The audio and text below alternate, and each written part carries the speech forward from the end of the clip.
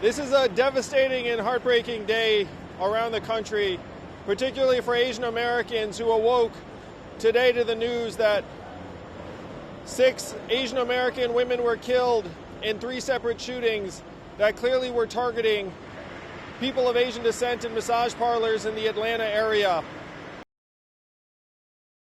And to see these 6 women's lives snuffed out like this in such brutal and senseless fashion,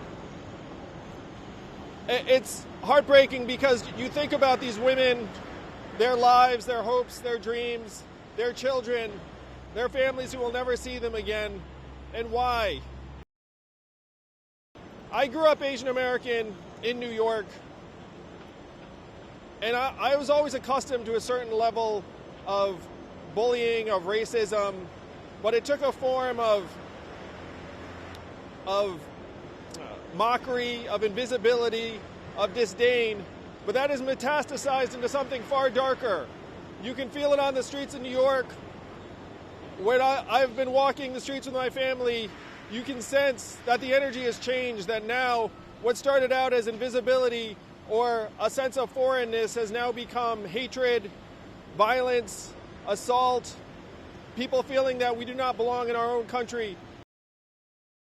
We have to come together and say that this cannot be allowed to continue in New York, in this country, that anti-Asian racism is deadly, it's real, it is growing stronger and more powerful.